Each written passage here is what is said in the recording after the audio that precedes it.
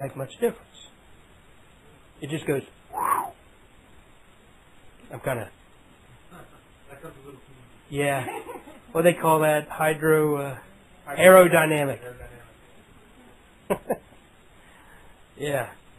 It's easy for me to say, just let it roll off like a duck, like it's water on the back of a duck, because that's what it kind of does. Anyway, where do we leave off? I want to pick up there in verse 9.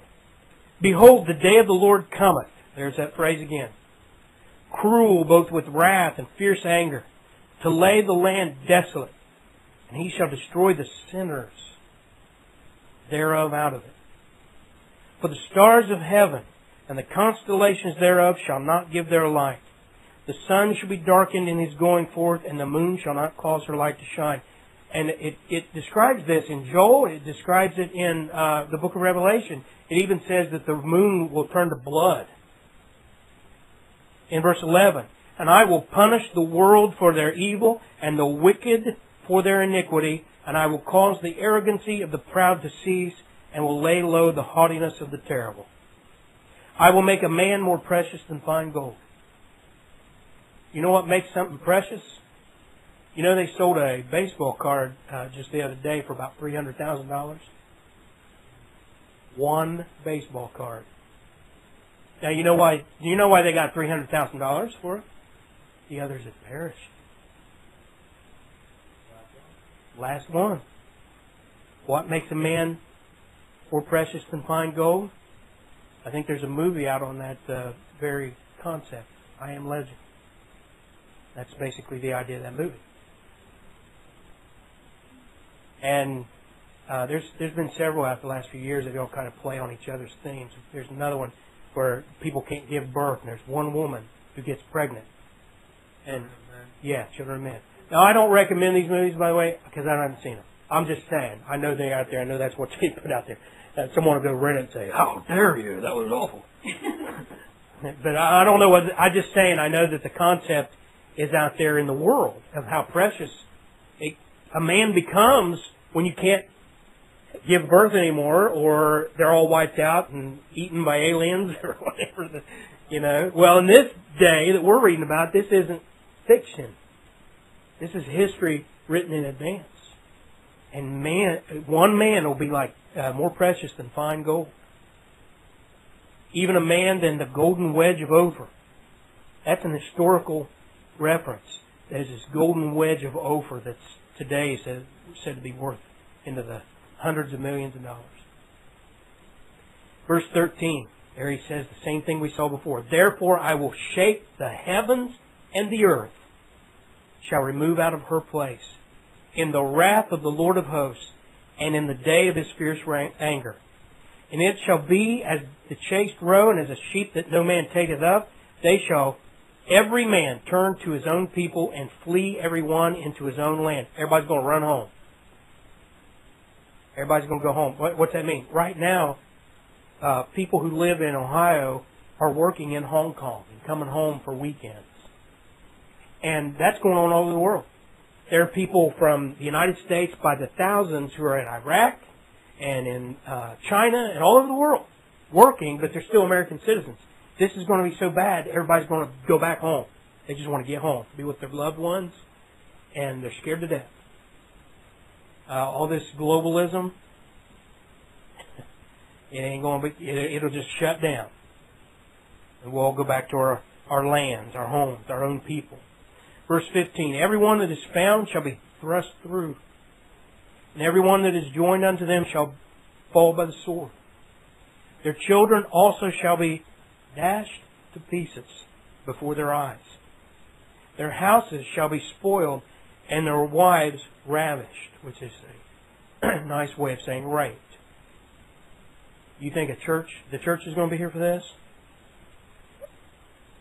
Verse 17, that's insane. Verse 17, behold, I will stir up the Medes against them, which shall not regard silver, and as for gold, they shall not delight in it. Their bows also shall dash the young men to pieces, and they shall have no pity on the fruit of the womb. Their eyes shall not spare children. We read about the barbarians, as they like to call them. We read about these horrible wars You read about the Crusades that came out of Roman Catholicism, and they'd go from Rome and they'd just take the route down to the Holy Land, and everybody that got in their path that wasn't a Catholic, whether it was a Jew, a Muslim, a non-Catholic Christian, didn't matter. They raped the women, they killed the children, they burned down the houses, they killed the men. That's the kind of thing we're going to see again, only globally. Yeah. You know, you've seen every once in a while they come out of the movie and it's so dark. And the world just is in a real state of chaos. And I've seen a couple of those. And it still doesn't compare to what the Great Tribulation is going to be like. Turn over to Jeremiah, the next book over. Jeremiah chapter 30, and we'll see that the Great Tribulation is called another name, another phrase. He calls it that day, but he also calls it something else. Jeremiah chapter 30, and verse 7. Alas, for that day is great. Great tribulation. So that none is like it. So here again, Daniel said there'd be no other time in human history like it. Jeremiah said it. Isaiah said it. Jesus will say it. Here Jeremiah says it, and he says, it is even the time of the church's trouble. Oh, sorry, no, it doesn't say that, does it? It is even the time of Jacob's trouble. But he shall be saved out of it. This is about Jacob, Israel, and the nations coming against Jacob, the Jews.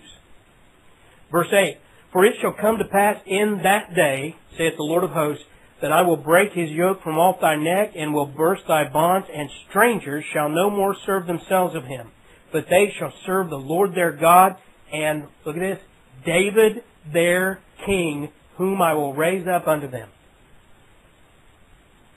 Luke, we read last week, said that Jesus came to sit on David's throne. He is called the Son of David. And when prophetically you speak of David, you're speaking of Jesus Christ. And here it says that David, their king. He's not their king right now. You tell me a time. Jeremiah wrote after David had already dead. So David's dead, and Jeremiah is talking about David, their king. It's even the Jews will tell you that's a reference to Messiah. They don't believe it's Jesus, which is why they're in trouble.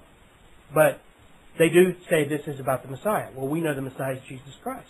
Tell me a time when Jesus Christ has been king of Israel. Never. Tell me when he's been the king of Jacob. You see, the reason the Bible so many times calls Israel Jacob is to remind everybody that this isn't just talking about Israel the nation. It's talking about the physical seed of Abraham, Isaac, and Jacob. And that's why the church didn't replace Israel, and you can't read the church into these things. And David the king is Jesus Christ, the Messiah, and it says that they will serve the Lord their God and David their king. And that's, of course, in the book of Revelation. We read that a week or two ago. Read these last two verses, verse 10. Therefore fear thou not, O my servant Jacob, saith the Lord. Neither be dismayed, O Israel. You see how he does that? You can't miss it, and you can't replace him with the church. For lo, I will save thee from afar, and thy seed from the land of their captivity. This is not a spiritualized promise. This is a real promise. Physical seed and a real piece of real estate over in the Middle East that is called Palestine today. It's real. And Jacob shall return and shall be in rest. That hasn't happened yet. They're not in rest. And be in quiet. And none shall make him afraid. Go read the Jerusalem Post. And now they've got stories and polls where they talk about the Jews in Israel and how the greatest thing on their mind is the fear of war. This has not been fulfilled yet. It's either going to be fulfilled during the tribulation and at the end when Jesus comes back, or God's a liar. See, that's the problem with all these other views. It sounds nice to say, oh, well, you might be all millennial post going to have different views on these things. No, because if you take those positions, you make Jesus and you make the Word of God you make God